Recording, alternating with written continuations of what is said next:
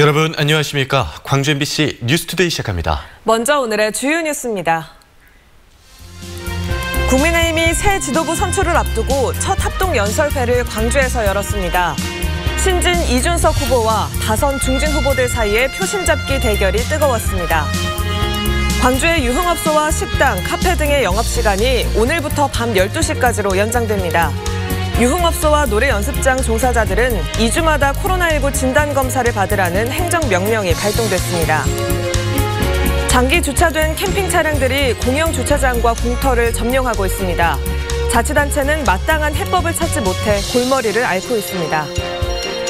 광주의 개별 공시지가 상승률이 전국 평균보다 높게 나타났습니다. 자치구별로는 광산구와 남구의 상승률이 상대적으로 더 높았습니다. 국민의힘이 새 지도부 선출을 위한 합동연설회를 가장 먼저 호남에서 열었습니다. 호남의 지지를 끌어내는 동시에 중도층의 표심을 모으기 위한 전략으로 보이는데요. 5명의 당대표 후보들은 치열한 대결을 펼쳤습니다. 윤근수 기자입니다.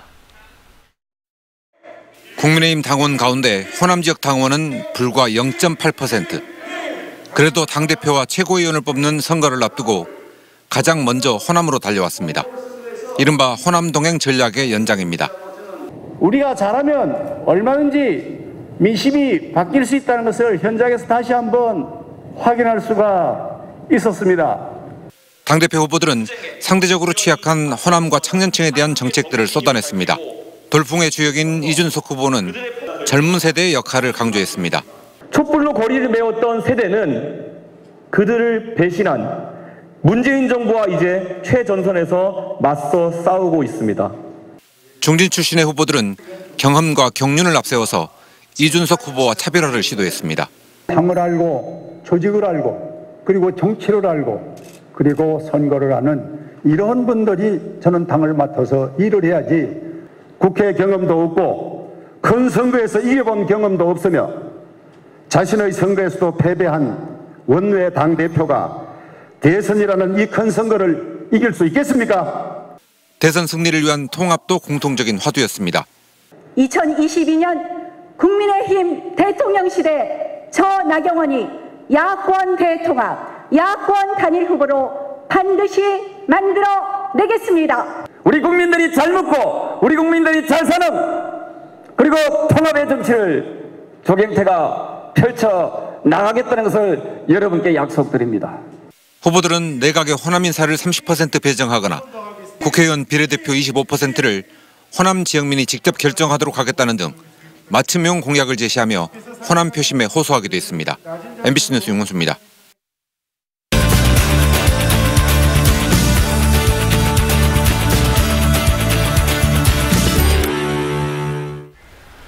국민의힘 차기 당대표 후보가 5명으로 압축된 가운데 합동연설회를 시작으로 본격 경쟁에 나섰습니다. 돌풍의 주역인 이준석 후보와 4선, 5선 경력의 중진들 간의 대결 구도 속에 누가 과연 승리를 거머쥐게 될까요? 정준호 변호사와 함께 이야기 나눠보도록 하겠습니다. 안녕하십니까? 네, 안녕하십니까? 지난 21일에 국민의힘 당권 레이스 최종 후보자 5명이 결정이 됐는데요. 신진은 이준석 후보만 올라갔죠. 이준석 돌풍을 재확인한 결과라고 볼 수 있겠죠? 네, 이준석 돌풍의 실체가 확인이 되었는데요. 예비 경선 결과를 보고 놀랐던 부분은 의외로 질 것 같았던 당원 투표에서도 나경원 전 의원의 한 자릿수 차이밖에 나지 않는 결과가 나왔습니다. 명선의 이준석이 합계 18선의 중진들을 제압을 하고 있습니다. 단연코 역대 최고 흥행을 받고 있는 전당대회입니다. 네, 그런데 이준석 후보는 여론조사에서 지지율 40.7%로 2위와 굉장히 큰 격차를 보여주고 있는데요. 그 원인은 뭐라고 보십니까? 네, 제가 주목했던 과정은 초반에 김웅 의원이 반짝 돌풍을 일으켰다가 그 돌풍이 완전히 이준석 후보에게 갈아탄 모습을 보고 제가 좀 놀랐는데요. 호남 특유의 몰표 정서가 있다고 하는데 그것과 동일한 시스템이 지금 2030 세대에서 작동이 되고 있는 것 같습니다. 지금 김은혜가 탈락하고 이준석 후보만 살아남은 이 여론은 확실히 의도성이 있는 지금 여론인데요. 그 능력을 불문하고 판가리를 확실하게 할 수 있는 카드를 찾다가 그 이준석 후보가 그 카드를 확실하게 거머쥔 모양새입니다. 네. 하지만 좀 의정 경험이 전무하고 또 확장성에서도 한계가 있다는 평도 있는데 이준석 후보가 당 대표가 될 가능성 있다고 보십니까? 네. 이준석 후보가 지난주에 MBC 뉴스에 출연을 해서 이런 얘기를 했었습니다. 다선의 중심이 필요하다라고 하면 원내대표 제도가 있기 때문에 당대표는 그렇지 않아도 된다. 저는 동의합니다. 그리고 이준석 현상의 본질은 이준석 후보 개인의 후보로가 아니라 그 바로 뒤에 결집되어 있는 2030 세대의 표심입니다. 이 표심을 잡아낼 생각을 해야 되는데 안정적인 대선 관리를 위해서 이 표심을 포기할 수도 모르는 다른 후보를 선택을 한다. 저는 국민의힘에서는 결코 이것이 남는 장사가 아니라고 봅니다. 네, 이런 이른바 이준석 돌풍 현상에 대해서 여당에서는 어떻게 보고 있을까요? 네, 부산의 전재수 의원이 그 한 라디오 방송에 출연을 해서 부럽다. 그리고 속도 쓰리다. 이렇게 얘기를 했는데요. 아주 정확한 표현인 것 같습니다.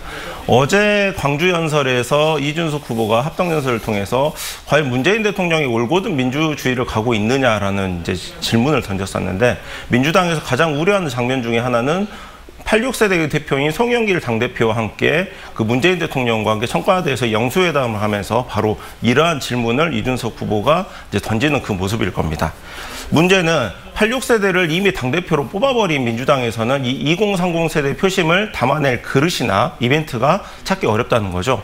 제가 만약에 송영길 당대표라고 한다라고 하면은 이준석 후보가 만약에 당대표가 당선이 된다라고 하면은 그 몰아칠 동풍에 대비를 해서 뭐 다음 세대 정치 정도 되는 키워드로 특위를 구성하고 2달에서 3달 정도 2030 세대를 대변할 만한 그 인사들을 꾸준히 영입하는 길을 택할 것 같습니다. 네. 이준석 돌풍이 대권 가도에도 어떤 파급을 줄 것이다라고 보시는 건가요? 예, 만약 이준석 후보가 이대로 당대표에 당선이 된다라고 하면 장유유서를 언급을 해서 곤욕을 치렀던 정세균 총리가 타격이 매우 클 것 같습니다. 그리고 제3지대에도 직접적인 영향이 있는데요. 윤석열 전 총장 측도 당이 변화하는 모습을 보고 입당 여부를 결정을 하겠다라고 했는데 2030 표심이 제3지대가 아니고 국민의힘에 머물러 있다라고 하면은 윤석열 총장이 제3지대를 창당을 할 이유가 하등이 없어집니다. 서울만 놓고 보자면은 지난 보궐선거에서 2030 유권자 수가 약 30% 된다라고 했는데요. 지금 이 판은 다른 거 다 따질 거 없이 이렇게 결집돼 있는 2030 표심을 과연 누가 획득을 하느냐 이 판입니다. 네, 이준석 후보가 이렇게 거센 바람을 일으키는 가운데 당심을 잡기 위한 후보들의 치열한 경쟁이 예상됩니다. 네, 오늘 말씀 잘 들었습니다. 고맙습니다. 월요일 아침 흐린 날씨로 시작합니다. 현재 전북 부근에서 발달한 비구름대의 영향으로 광주와 전남 북부를 중심으로 산발적인 빗방울이 떨어지고 있습니다.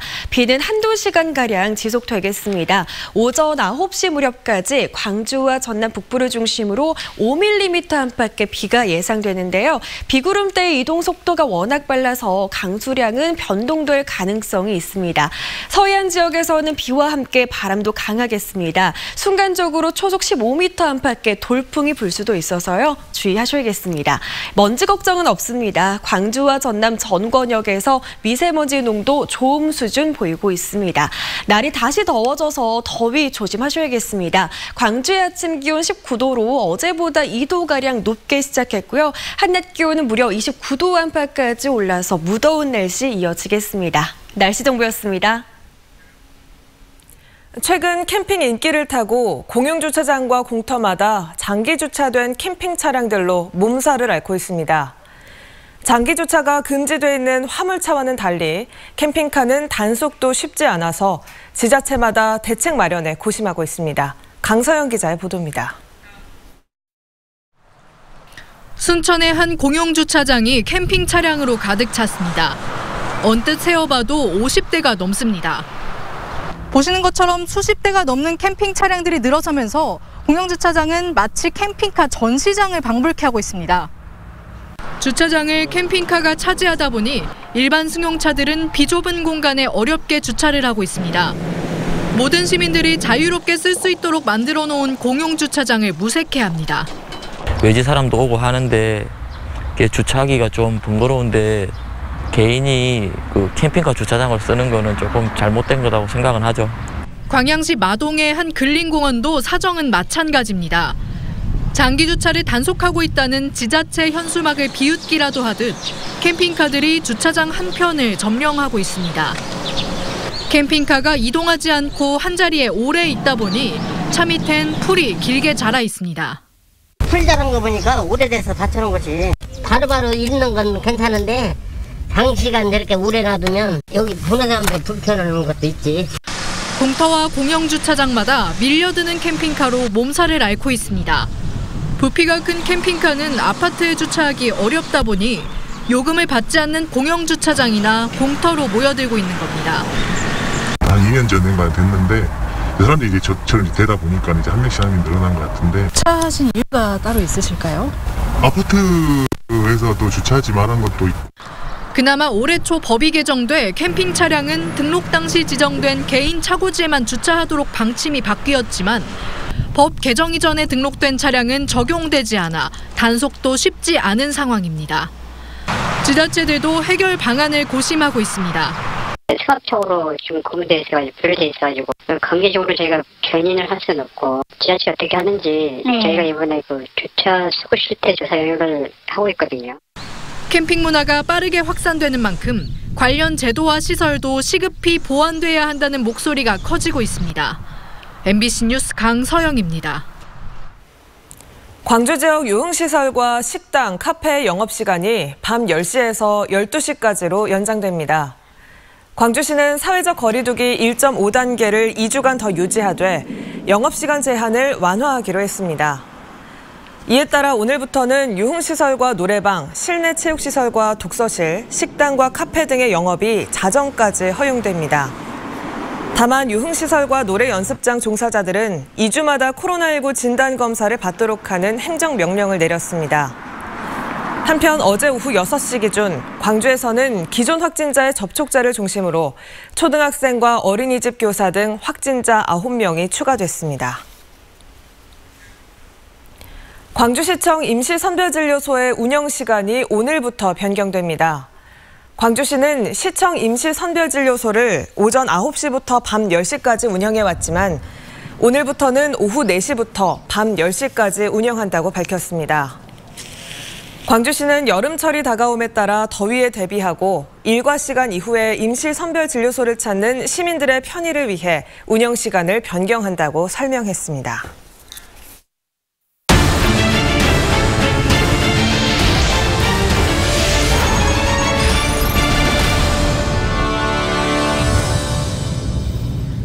전남 도립대 한 교수가 제자들에게 특정 업체의 일을 돕도록 했다는 주장이 나왔습니다. 해당 교수는 제자들의 동의를 얻어 실습과 장학금 지급을 위한 선택이었다라고 해명을 했는데요. 하지만 학생들은 교수가 시켜서 시험 기간에도 전공과 무관한 일을 할 수밖에 없었다고 맞서고 있습니다.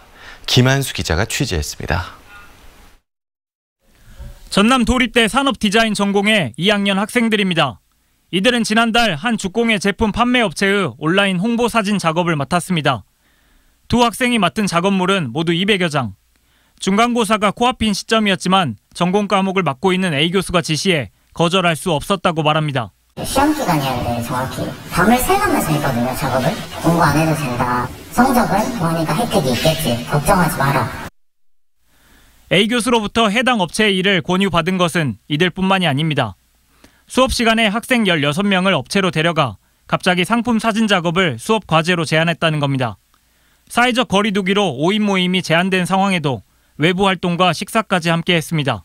돌아다니면서 보면서 사진을 한 몇 장 찍었었거든요. 교장들이 가서 무슨 대나무 제품들 막 몇백 개 되는 거를 사진을 찍었다 했거든요. A 교수와 업체 측은 학생들에게 장학금을 주려는 목적이었다고 해명합니다. 그리고 장학금을 주지 그걸 뭘로 주겠어요. 좋은 취지로 해서 애들 저기 하고 하니까 거기다가 장학금을 주세요. 애들한테 좋게 그렇게 해서 그걸 했더니 A 교수는 또 장학금을 받는 대신 업체의 일을 맡는다는 별도 협약서에 학생들이 동의했다고 해명했습니다. 그러나 학생들은 사전에 업체의 일에 대해 구체적으로 전달받지 못했고 사인을 해달라는 교수의 권유를 거절하기 어려웠다고 말하고 있습니다.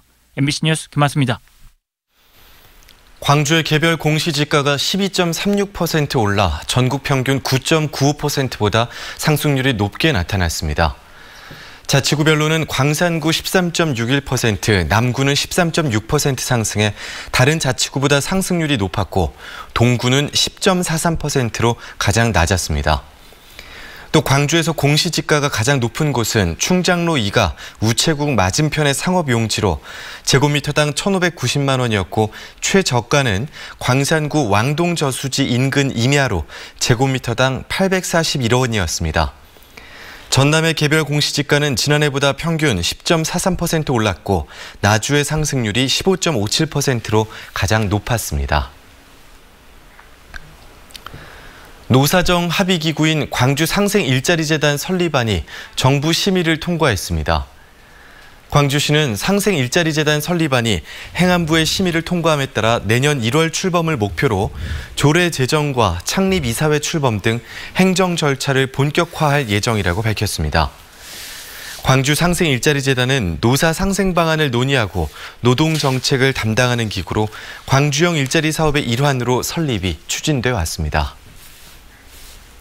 목포 원도심에 설치된 경관 조명 루미나리에의 실효성을 따져볼 필요가 있어 보입니다.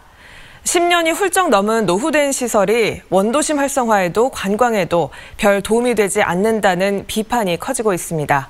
양현승 기자가 취재했습니다. 어둑한 목포 원도심 거리, 루미나리의 조명이 빛을 내고 있습니다. 목포시가 조명시설을 설치한 건 지난 2006년 무렵. 원도심 활성화와 관광객 유인을 위해 목포시와 목포시 금고를 맡았던 금융기관이 모두 17억 6천만 원을 투입했습니다. 루미나리에가 운영되는 시간은 해가 진 뒤부터 밤 11시까지 고작 서너 시간. 나머지 20여 시간 불이 꺼진 채 낡은 시설을 마주하는 시간이 훨씬 깁니다. 없는 것보다 낫기는 낫고요. 또 부지가 이게 너무 오래되니까 씻지 않는 사람도 많고. 루미나리의 조명이 켜진 뒤면 정작 상가 점포는 대부분 불이 꺼집니다. 정막이 흐르는 상권을 루미나리에만 지키는 꼴입니다. 여기가 다니는 사람들도 많이 없고 해가지고 별로 이걸 굳이 보러 오지는 않을 것 같아요. 두터운 기둥은 가뜩이나 비좁은 원도심 보행로를 더 협소하게 만들고 있습니다. 낡은 디자인, 곳곳에 얼룩진 세월의 흔적, 조명이 켜지지 않거나 무한정 깜빡이는 등 고장도 잦습니다. 작년에만 수리비로 2,600만 원, 전기요금으로 900만 원 이상이 쓰였습니다. 제가 오늘 목포를 처음 왔는데 방금 걸어오면서 좀 불이 켜지는 것도 있고 안 켜지는 것도 있고 뭔가 크게 이 거리가 활성화됐다라고 느껴지지는 않았고요. 종교의식에서 발전한 유럽의 루미나리에, 대지진 희생자 추모를 위한 일본의 루미나리에 등과 달리 이렇다 할 역사성도 화려함도 없습니다. 되레 낙후성을 부각시키며 원도심 분위기를 침체시킨다는 지적까지 나옵니다. 솔직히 매력적이보다는 조금 시간이 흐른 그런 디자인이나 색이어서 그냥 방치했나 보다라는 생각으로 보고 있었어요.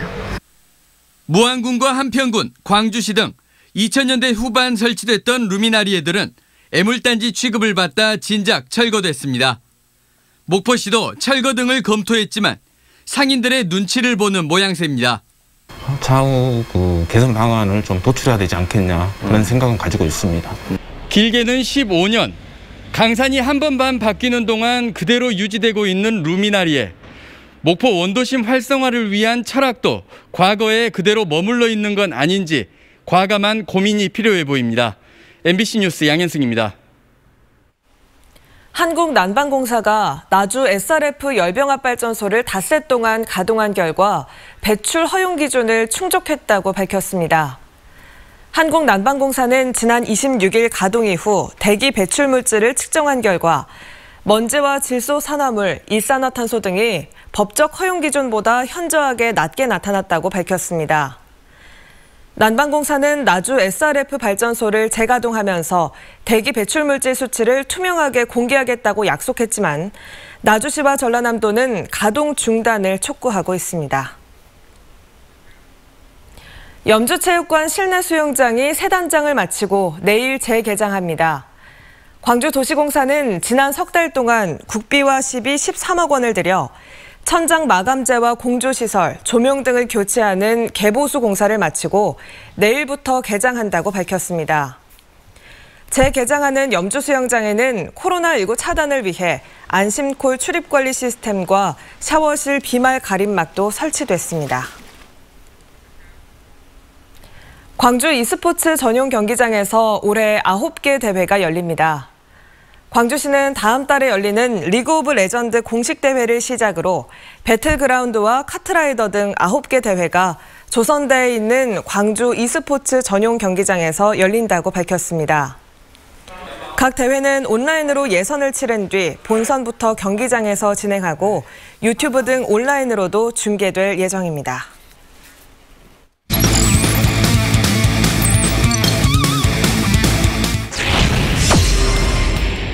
좋았다고. 예. 끌어당긴 타구, 이 타구가 1루수 옆을 뚫었습니다. 오른쪽에 안타.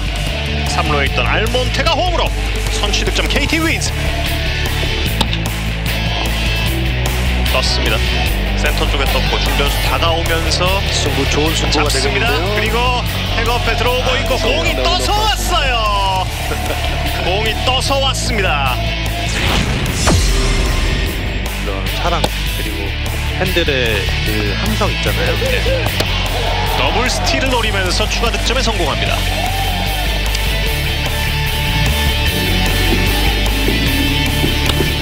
초구부터 돌렸는데 오른쪽에 떴습니다. 우익수 내려옵니다. 애매한 위치에 떨어졌어요.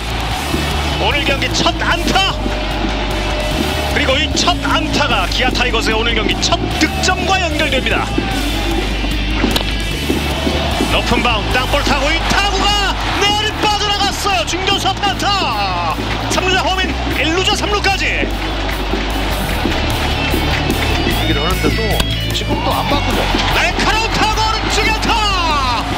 3루자 홈인 이정훈 11경기 연속 안타. 동점 안타로 장식합니다. 스코어는 3대3.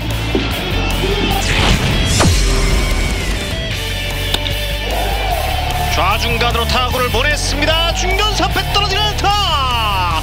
송민섭이 홈으로 들어옵니다. 정민 전략 미스 이런 이유가 없었거든요. 예. 이런 승부를 할 가능성이 있습니다. 밀어쳤고 오른쪽 떴습니다. 우익수 따라갑니다. 파울 지역에서 안쪽으로 살짝 들어와서 잡았습니다.